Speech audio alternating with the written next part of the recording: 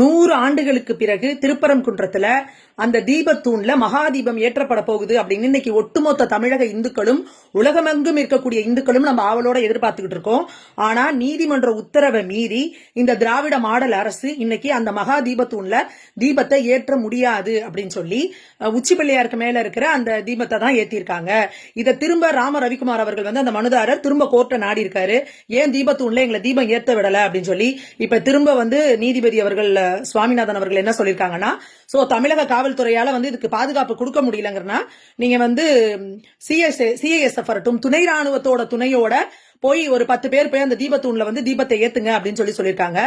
எந்த மாதிரியான ஒரு நிலைமைக்கு இன்னைக்கு இந்துக்களை இந்த திராவிட மாடல் அரசு தள்ளி இருக்கு அப்படிங்கறத தமிழகத்துல இருக்கிற ஒவ்வொரு இந்துக்களும் கவனிச்சுக்கணும். இன்னைக்கு நம்மளோட கோவில்ல நாம போய் ஒரு தீபம் ஏத்தணும்னா அதுக்கு துணை ராணுவம் வரணுமா? நமக்கு கோர்ட்டுல போய் நம்ம தீர்ப்பு வாங்கினதுக்கு அப்புறமும் எதற்காக இந்து சமய அறநிலையத்துறை நீங்க அங்க தீபம் ஏத்தல, கோர்ட் உத்தரவு கூட நீங்க மதிக்க மாட்டீங்களா?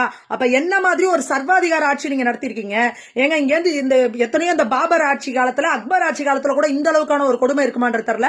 அப்படி ஒரு சர்வாதிகார ஆட்சியை இன்னைக்கு நடத்திக்கிட்டு இருக்கு இந்த திராவிட மாடல் அரசு. இந்து சமய அறநிலையத்துறை நாங்க இந்துக்கள் போய் உண்டியல்ல போடுற காசை வச்சு நடத்துற இந்து சமய அறநிலையத்துறை, நீங்க எங்க இந்துக்களுக்கு எதிராக செயல்படுவீங்க, எங்களோட இந்து கோயில்களுக்கு எதிராக செயல்படுவீங்களா? எங்களோட திருப்பரங்குன்றம் மலை, எங்களோட முருகன் மலை மேல போய் நாங்க விளக்கேத்தணும்னா உங்ககிட்ட என்னத்துக்கு நாங்க பர்மிஷன் வாங்கணும்? நீங்க நாளைக்கு என்ன நிலைமை கொண்டு வந்துருவீங்க? நாங்க இனிமே ஒரு கோயிலுக்கு போய் நாங்க விளக்கேத்தணும், சாமி கும்பிடணும்னா கூட உங்ககிட்ட அப்ளிகேஷன் ஃபார்ம் போட்டு கையெழுத்து வாங்கிட்டு போய் நாங்க விளக்கேத்தணுன்ற நிலைமையை உண்டாக்கிடுவீங்களா? என்ன மாதிரியான ஒரு கேவலமான ஆட்சி நடக்குது? ஒரு இந்துக்கள் போய் எங்களோட கோவில்ல போய் மலையில விளக்கேத்துறதுக்கு உங்களால பாதுகாப்பு கொடுக்க முடியாத ஒரு கையாளாகாத ஒரு ஆட்சியை நடத்திக்கிட்டு இருக்கிற இந்த திராவிட மாடல் அரசு வெக்கி தலைகுனியனும்.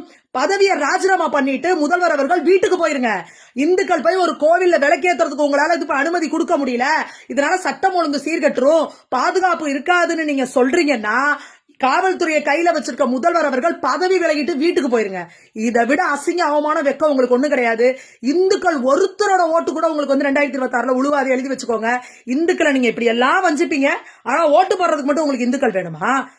திருப்பரங்குன்றத்தை இன்னைக்கு கலவர பூமியா மாத்தி வச்சிருக்கீங்க. இதை தானே நேற்று உங்களோட கம்யூனிஸ்ட் எம்பியை வச்சு சொல்ல வச்சீங்க, கார்த்திகை தீபமா கலவர தீபமான்னு எல்லாம் திட்டமிட்டு தானே நீங்க பண்றீங்க. அமைதியான முறையில இந்துக்கள் போய் தீபத்தை ஏத்திட்டு அவங்க பாட்டு சாமி கும்பிட்டு போயிருப்பாங்க. இன்னைக்கு நீங்க இப்ப முடியாதுன்னு சொன்னோன்னே இன்னைக்கு அந்த இந்து சமய அறநிலையத்துறை ஆணையர் அலுவலகத்துல அத்தனை இந்துக்களும் கூடி அங்க நிக்கிறாங்க. ஏங்க ஏத்தக்கூடாதுன்னு சொன்னீங்க? என்னங்க பிரச்சனை? கோர்ட்ல போய் தீர்ப்பு வாங்கிட்டு வந்ததுக்கு அப்புறமும் நடக்கல அப்படின்னா அப்ப எப்பேற்பட்ட சர்வாதிகார ஆட்சிங்க நடந்துட்டு இருக்கு அப்படிங்கறத தமிழகத்துல இருக்க இந்துக்கள் ஒவ்வொருத்தரும் நீங்க கவனிச்சுக்கணும். முருகனை கையெடுத்து கும்பிடுற ஒருத்தர் கூட இந்த திமுகவுக்கு ஓட்டு போடக்கூடாது. அது நாமளே நம்ம கடவுள்களை அசிங்கப்படுத்துறதுக்கு சமம்.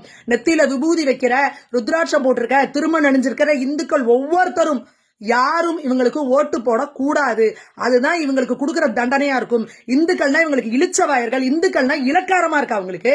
என்ன பண்ணாலும் இவங்க பேசாம போயிருவானுங்க அப்படின்ற திமுர்லி தனாவட்டில இவங்க இந்த மாதிரி செயல்கள்லாம் பண்ணிட்டு இருக்காங்களா?